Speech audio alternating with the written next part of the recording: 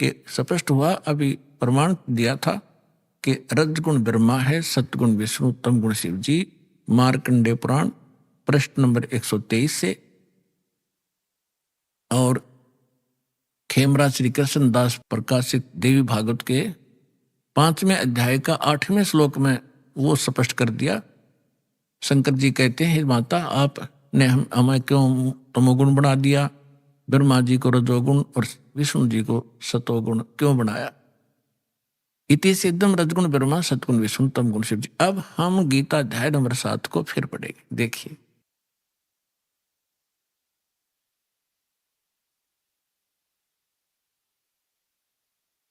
अब हमने यहां तक पढ़ लिया इसको। अब ये क्या कह रहे हैं कि देखिएगा अध्याय नंबर 7 का श्लोक नंबर 2 कि मैं तेरे लिए इस विज्ञान सहित तत्व ज्ञान को पूर्णतः कहूंगा, जिसको जानकर संसार में फिर कुछ भी जानने योग्य शेष नहीं रह जाता। फिर ये तीसरे में बता दिया है कि हजारों मनुष्यों में कोई एक माने सिद्ध है, माने भगवान प्राप्ति के लिए हजारों में कोई एक आधा कोशिश कर रहा है भगवान पाने की, ना को केवल तो फॉर्मेलिटी करते हैं। और यत्न करने वालों में भी कोई एक आधा ही मुझ तक पहुंचता है, इसका ये अर्थ है कहने का। और जो मुझे तत्व से जानता है। अब प्रमाण है, जैसे दास बहुत बार सत्संग में सुनाता है कि ये स्वर्ग का राजा इंद्र एक बार मार्कंडेय ऋषि तपस्या कर रहे थे, उसने अपनी पत्नी भेज दी और फिर भी वो टस से मस नहीं हुए। फिर स्वयं इंद्र पहुंच गया कि ले मार्कंडेय जी, तुम इंद्र का राज ग्रहण करो, हम हार गए तुम जीत गए। लेकिन मार्कंडेय ऋषि ने कहा था कि मुझे तेरे इंद्र की राज की आवश्यकता नहीं, मैं तो ऐसे स्थान पर समाधि लगा रहा हूं ब्रह्मलोक में। और इंद्र को कहने लगा कि आजा, तुझे ब्रह्मलोक का सैल करा दूं, वो ज्ञान बता दूं, त्याग दे इस इंद्र के राज को। अब उसने वो केवल इसी ब्रह्म को ही तत्व से जानता था, इस ब्रह्म को ही फाइनल मान रहा था कि ये पूर्ण परमात्मा है मार्कंडेय ऋषि। तो उसने वही सेटिंग थी। तो ये कहना चाहता है कि जो मुझे ही फाइनल मान रहा है तो मेरी भक्ति करता है, वो भी हजारों में कोई एक आधा, नहीं तो नीचे के देवी देवताओं तक सीमित है लोग। ये सारा इस 7वें अध्याय का ये निष्कर्ष समझ लेना। फिर आगे देखिएगा, ये चौथा और 5वां श्लोक आपको बता, ये पृथ्वी जल अग्नि वायु आकाश मन बुद्धि और अहंकार भी इस प्रकार ये 8 प्रकार से विभाजित मेरी प्रकृति यह तो जड़ प्रकृति है अपरा, और हे महाभाव से दूसरी जिसे सारा संपूर्ण जगत धारण किया जाता है मेरी चेतन प्रकृति जीव रूपा, ये चेतन प्रकृति समझो। अब 6 में कहा है, ऐसा समझकर संपूर्ण भूत सभी प्राणी इन दोनों प्रकृतियों से मैं संपूर्ण जगत का प्रभाव अर्थात प्रलय का कारण हूं, इनका जन्म और इस सब का मैं ही कारण हूं। अब हम ज्यादा ना पढ़े, सो देख 7वें में क्या कहा कि अर्जुन, मैं बुद्धिमानों की बुद्धि और बलवानों का बल हूं, संपूर्ण प्राणियों का सनातन बीज मुझको जान, और बुद्धिमानों में बुद्धि, तेजस्वों की का तेज मैं ही हूं। और 11वें में क्या कहा है कि हे भरत श्रेष्ठ, मैं बलवानों का आसक्ति और कामना से रहित बल अर्थात सामर्थ्य हूं। कहने का भाव ये है कि बलवानों का बल और बुद्धिमानों की बुद्धि इनकी मेरे हाथ में है। जैसे महाभारत के अंदर अर्जुन को बल दे दिया, ना जाने कितनी हत्या कर डाली, और जब श्री कृष्ण जी का वध कर दिया एक शिकारी ने, और सारे यादव लड़का मर गए कट के जमुना के किनारे पे, तो फिर अर्जुन सभी गोपियों को लेकर आ रहा था द्वारका की सभी स्त्रियों को कृष्ण जी के आदेश अनुसार। उसके पास वही धनुष था जो महाभारत में उसने करोड़ों जीव मार दिए थे। और रास्ते में भी लोनो पीटा, सारी कुछ औरतों को भी ले गए घसीट के, उनके गहने तोड़ ले गए, लूट ले गए। अर्जुन खड़ा खड़ा कांपा, उसका हाथ नहीं उठा। तो जब वो जा लिए, जब उसकी बुद्धि ने काम किया कि कृष्ण ने मुझे हमारे साथ सदा धोखा ही धोखा दिया, जब मुझसे नाश कराना था महाभारत में जब तो ताकत दे दी, ना जाने कितने जीव मार दिए मैंने कति उछल उछल के, और आज मैं खड़ा खड़ा पिट रहा हूं, मेरे हाथ भी ना उठते। तो यहां परमात्मा कहता है तुमने नंबर गलत मिला रखा है। तुम श्री कृष्ण को दोष दे रहे हो, श्री कृष्ण दोष ये नहीं था, इस बीमारी की जड़ ये काल है, ये करवा रहे। ये खुद कहता है बुद्धिमानों की बुद्धि और बलवानों का बल मैं हूं।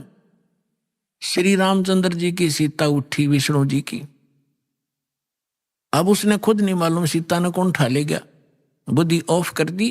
जब पार्वती ने ये कहा शंकर जी से कि मैं इसकी परीक्षा लूंगी, आपको यो विष्णु जी है भगवान है, वह परीक्षा लेने आई सीता रूप बना कर, जब उसकी बुद्धि ऑन कर दी काल ने और तुरंत पहचान दी कि तो आप तो दक्ष पुत्री माया हो, और अपनी पत्नी का पता नहीं कौन उठा ले गया। उसने तो हनुमान जैसे चारों तरफ घूम कर ढूंढ के लाए और उधर पार्वती पहचान ली। तो कहते बलवानों का बल और बुद्धिमानों की बुद्धि मैं ही हूं। अब ये है निष्कर्ष इस गीता जी के ज्ञान का। ये मारा करते सट्टे गीता जी का सार, तू क्या लाया था, तू जन्म अजन्मा है, जीव तो मरता ही नहीं, बस ये सार है, खाक सार था ये। अब 7वें अध्याय का हम आपको 12वां श्लोक सुनाते हैं, समझाते हैं। गीता अध्याय नंबर 7 का श्लोक नंबर 12 में कहा, और भी जो सतोगुण से उत्पन्न होने वाले भाव हैं और जो रजोगुण से तथा तमोगुण से उत्पन्न होने वाले भाव हैं, उन सबको मुझसे होने वाले हैं ऐसा जान, परंतु वास्तव में उनमें मैं और वे मुझ में नहीं हैं। अब ये क्या कहता है कि जो भी हो रहा है रजगुण ब्रह्मा से उत्पत्ति, सब जीव विवश हैं संतानोत्पत्ति करने के, इनके बस की बात नहीं। और दूसरा सतोगुण यानी विष्णु जी के सतोगुण से, विष्णु जी के कारण सबकी आपस में मोह ममता में जकड़े पड़े हैं, ये जो हो रहा है। और तीसरा संहार तमोगुण से, शंकर जी से। ये कहता है इसका निमित्त मूल कारण मैं ही हूं, पर मैं इनसे बाहर रहता हूं। परमात्मा ने बताया था कि इस काल को 1,00,000 मानव शरीरधारी प्राणी नित खाने का श्राप लगा हुआ है, जिस कारण से ये अपने तीनों पुत्रों को इसने गुणयुक्त कर दिया, एक के गुणयुक्त। अब इनके बस की बात नहीं, इन गुणों को ये ना रोक सके। जैसे मिर्च में गुण बना दिया मुंह जलने का, तो वो चरचराहट उसका गुण है, तो मिर्च के बस का कोई ना, उसने गुण खत्म कर लिए। तो इसी प्रकार इस काल ने इनको एक के गुण युक्त कर दिया। अब ये क्या कहता है कि इनसे जो कुछ हो रहा है इसका निमित्त कारण मैं ही हूं, मैं ही करता करवाता हूं, मैं खाता हूं, ये पैदा करें, मोह ममता से जकड़े रख कर मार दे। आगे देखो 7वें अध्याय का 13वां श्लोक। गुणों के कार्य रूप सात्विक, राजस और तामस, इन तीनों प्रकार के भाव से ये सारा संसार प्राणी समुदाय मोहित हो रहा है। इन तीनों गुणों से परे, रजगुण ब्रह्मा, सतगुण विष्णु, तमगुण शिव जी से परे मुझ अविनाशी को नहीं जानता। अब ये कहते हैं कि सभी इन ब्रह्मा विष्णु महेश तक की भक्ति में जकड़े पड़े हैं, इनसे ऊपर मैं हूं ब्रह्म, ये मुझे भी ना जानते। देखिए 7वें अध्याय का 14वां श्लोक। क्योंकि यह अलौकिक अर्थात अति अद्भुत त्रिगुणमयी मेरी माया, रजगुण ब्रह्मा, सतगुण विष्णु, तमगुण शिव जी, बड़ी दुस्तर है, खतरनाक है। और जो पुरुष मुझको निरंतर भजते हैं, यानी ब्रह्म का जो की साधना करते हैं ओम नाम का, वे इस माया का उल्लंघन कर जाते हैं। वो ब्रह्मा विष्णु महेश को और ओवरलैप कर जाते हैं, जंप कर जाते हैं ऊपर की साथ, इनसे अधिक राहत मिलती है उससे।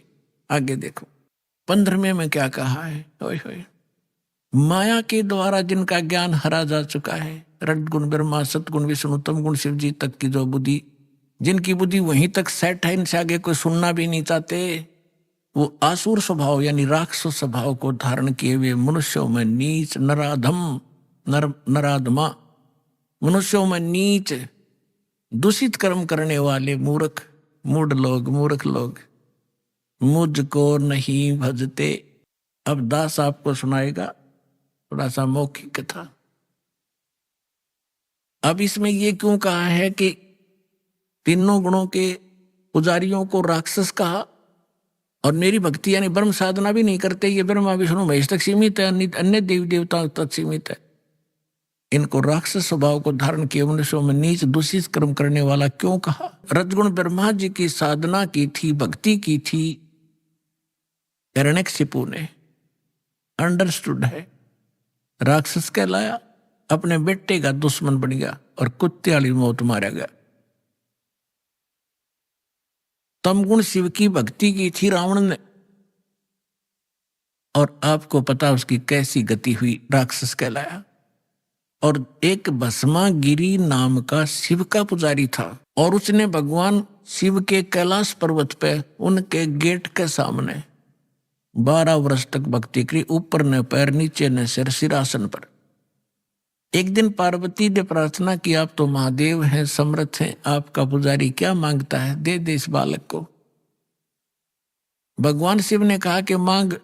भस्मागिरी क्या मांगता है? भस्मागिरी ने कहा ऐसे नहीं, आप वचनबद्ध हो तब मांगू।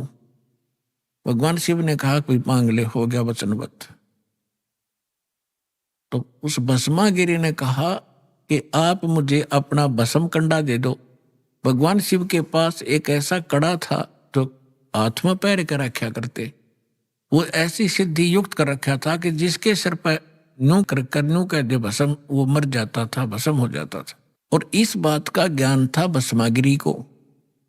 ये गिरी पुरी नागा कनपाड़े नाथ, ये सारे के सारे 10 नामी ये शिव के पुजारी हैं, सन्यासी।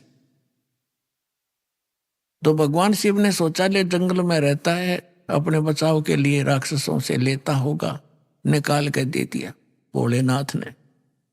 अब जो ही भस्मागिरी के हाथ में भस्म कड़ा आ गया, उसी समय आंख बदल गया और हंसा नो ठाका मार के, ले होले शंकर होशियार, तुझे मारूंगा, तुझे भस्म करूंगा और पार्वती को अपनी पत्नी बनाऊंगा। मैं इसी उद्देश्य से साधना कर रहा था।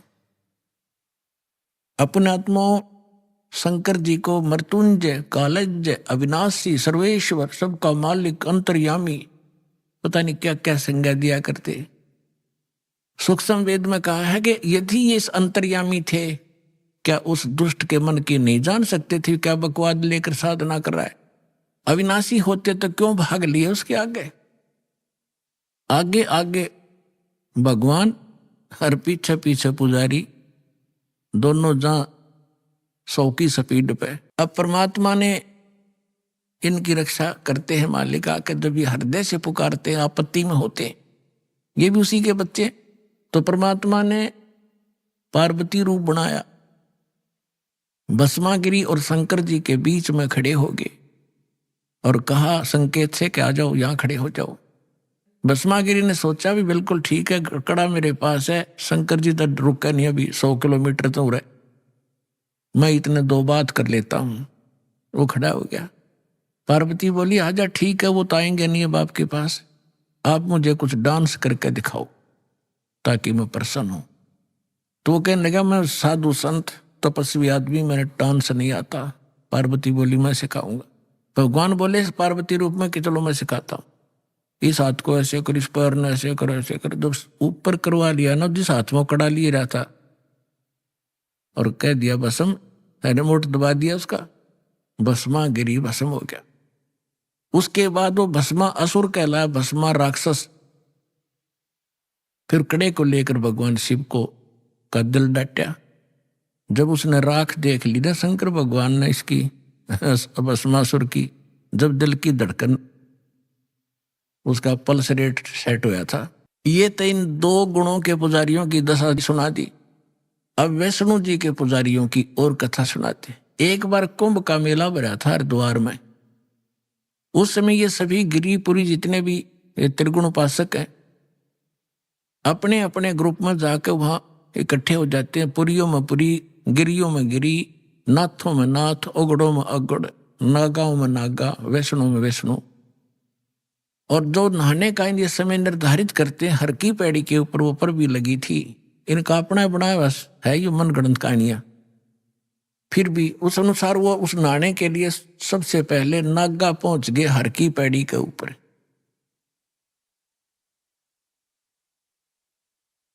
पीछे तागे वैष्णु जो विष्णु जी के उपासक सतोगुण के। अब उन्होंने कहा कि नागाओ तुम बाद में स्नान करना, हम सर्वश्रेष्ठ हैं, हम भगवान विष्णु के उपासक हैं और हम पहले स्नान करेंगे, हम प्रथम स्नान करेंगे। नागाओं ने कहा कि नहीं, हम सर्वश्रेष्ठ हैं, हम त्यागी और बैरागी हैं, हम वस्त्र तक नहीं रखते, हम सर्वश्रेष्ठ हैं, हम सबसे पहले स्नान करेंगे। वैष्णु साधुओं ने कहा कि तुम पशु की तरह नंगे फिरते हो, टट्टी के हाथ भी ना धोते, शर्ट फरडो राख लपेट रखी, तुम काहे के शुद्ध हो, उत्तम हो, बाहर निकलो, हम प्रथम नहाएंगे। अब इतनी अकल थी लोगों में, गंगा का पानी मैला हुआ था, 2 मिनट पाछे नहा लेते, वो नहा ले जबकि बिजली गिरी थी वह, पर भी खत्म हुआ थी 2 मिनट में।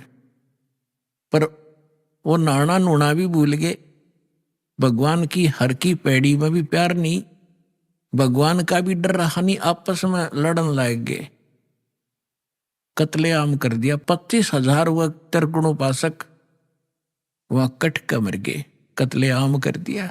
सूक्ष्म वेद में कहा है, तीर तुपक तलवार कटारी जमदड़ जोर बदावे हैं, हर पैड़ी हर हेत न जाने भाजा तेग चलावे हैं, काटे शीस नहीं दिल करुणा ये जग में साधक वावे हैं, जो जन इनके दर्शन को जावे उनको भी नरक पठावे हैं।